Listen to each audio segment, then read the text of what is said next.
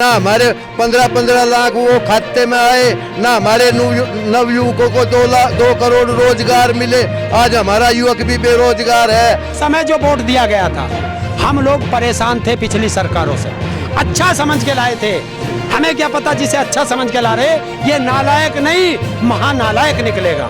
सुनो, हमारा कोई भी किसान नेता न भ्रष्ट है न बेईमान है और किसानों का हितैषी है। हमारे हर किसान नेता, जितने भी 40 हमारी जत्थेदारी किसान आंदोलन कर रही, वो किसान की आवाज है, उस गरीब किसान और मजदूर की आवाज को उठा रही है। और उन पर आरोप लगाए जाते हैं, कभी उन्हें खालिस्तानी कहते हैं, कभी पाकिस्तानी कहते हैं, कभी मवाली कहते हैं और कभी जो है चोर कहते हैं, कभी रेपिस्ट कहते हैं, कभी कुछ कहते हैं। और इसका जवाब जो है आने वाले 2022 के चुनाव में तो ये किसान जो है उत्तर प्रदेश में देगा और 2024 में जो है हिंदुस्तान की जनता देगी।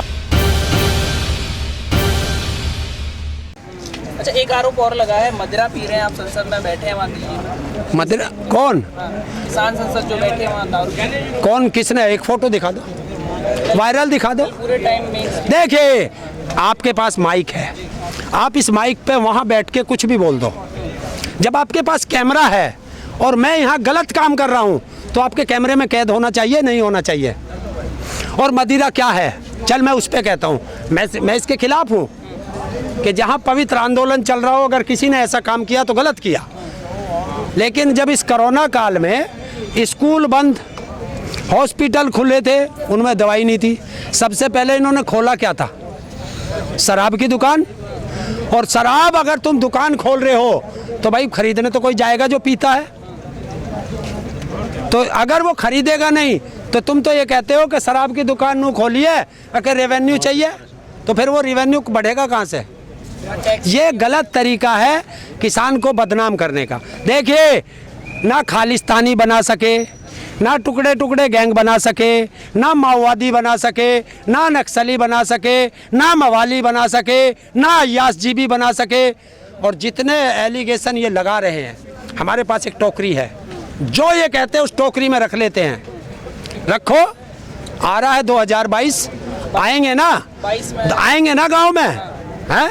वोट मांगने तो आएंगे, वो किसान टोकरी रखेगा उनके साथ। ताऊ जी, 2022 तो आने वाला है, लेकिन देश ये भी जानता है, जो कि हकीकत है, कि 2014 में राकेश टिकैत जी ने जो है बीजेपी का सपोर्ट किया था। आज वही लोग खालिस्तानी और पाकिस्तानी कह रहे हैं इनको। इस पर क्या कहना है? देखिए, राकेश टिकैत जी ने तो कल भी खुले मन से कहा, हाँ मैंने वोट दिया है।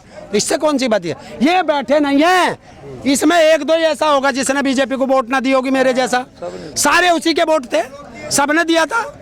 तो आज देखिए, ये वो सब बीजेपी है। क्या सोच के वोट दिया था आपने? क्या किसान के मुद्दे नहीं थे उस वक्त भी? उस वक्त मुद्दे थे। उस समय जो वोट दिया गया था, हम लोग परेशान थे पिछली सरकारों से, अच्छा समझ के लाए थे। हमें क्या पता जिसे अच्छा समझ के ला रहे ये नालायक नहीं महानालायक निकलेगा। दूसरों से क्या उम्मीद है?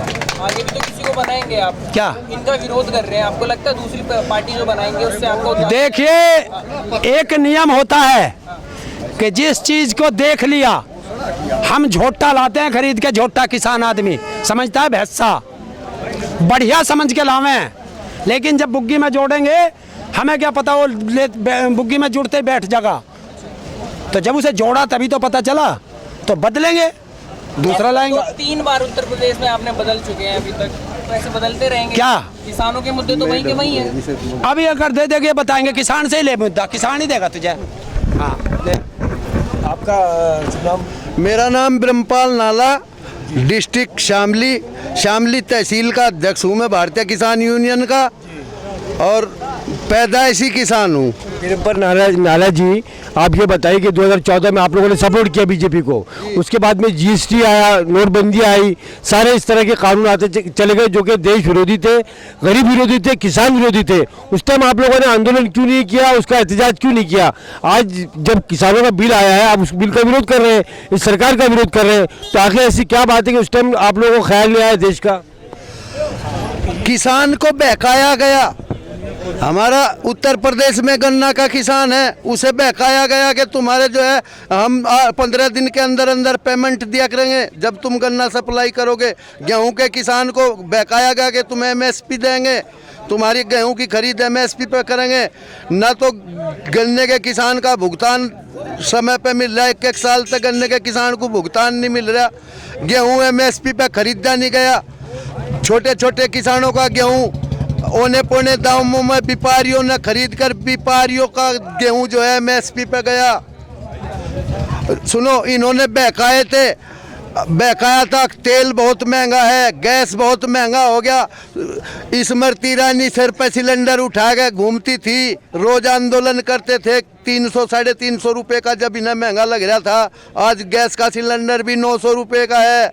ना हमें एमएसपी पे हमारे गेहूं की खरीद हुई, ना हमें टाइम पे गन्ने का पैसा मिला, ना हमारे 15-15 लाख वो खाते में आए, ना हमारे नवयुवकों को 2 करोड़ रोजगार मिले। आज हमारा युवक भी बेरोजगार है और हमारा किसान जो है वो भूखमरी के कगार पर आ गया। बिजली के दाम इतने बेतहाशा वृद्धि कर दी, अब पूरे देश में 35 और 40 रुपये प्रति हॉर्स पावर बिजली है। उत्तर प्रदेश में 175 रुपये हॉर्स पावर बिजली है। हमारे यहाँ उत्तर प्रदेश में योगी सरकार ने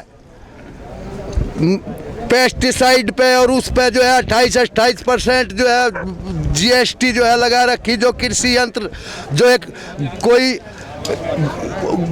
गाड़ी का अगर पार्ट्स खरीदेगा उस पर तो 18% जीएसटी। अगर खेती के लिए हम कोई पार्ट्स अपने ट्रैक्टर का खरीदेंगे तो 24% जीएसटी। किसानों के साथ, मजदूरों के साथ इस पार्टी ने, इस सरकार ने अन्याय कर रहा। उस अन्याय के विरोध में ये किसान खड़ा हो गया। ये आंदोलन जो है उसी का एक नतीजा है। मजबूर सरकार बनाई है, कुछ नेता कहते हैं मजबूर सरकार होती तो अभी तक आपकी सुनवाई हो जाती। अगर यही तो कमी कर दी, अगर मजबूर सरकार होती और अभी तक सुनवाई हो गई होती।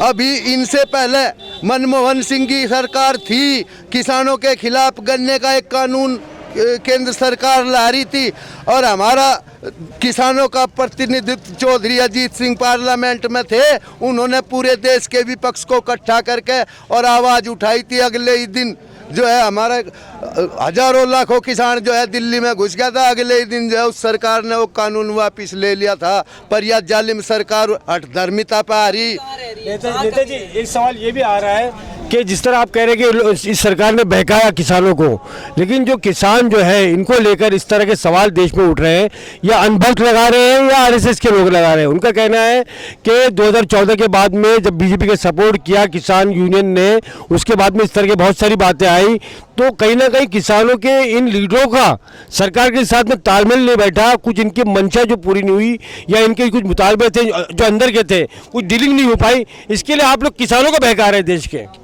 सुनो, हमारा कोई भी किसान नेता न भ्रष्ट है न बेईमान है और किसानों का हितैषी है। हमारे हर किसान नेता, जितने भी 40 हमारी जत्थेदारी किसान आंदोलन कर रही, वो किसान की आवाज़ है। उस गरीब किसान और मजदूर की आवाज़ को उठा रही है। उन मजबूरियों का जो मजबूर इन्होंने किसान और मजदूर को कर दिया, उन मजबूरियों का जो है डट के मुकाबला करा जा रहा हमारे नेताओं द्वारा। और उन पर आरोप लगाए जाते हैं, कभी उन्हें खालिस्तानी कहते हैं, कभी पाकिस्तानी कहते हैं, कभी मवाली कहते हैं और कभी जो है चोर कहते हैं, कभी रेपिस्ट कहते हैं, कभी कुछ कहते हैं। और इसका जवाब जो है आने वाले 2022 के चुनाव में तो ये किसान जो है उत्तर प्रदेश में देगा और 2024 में जो है हिंदुस्तान की जनता देगी।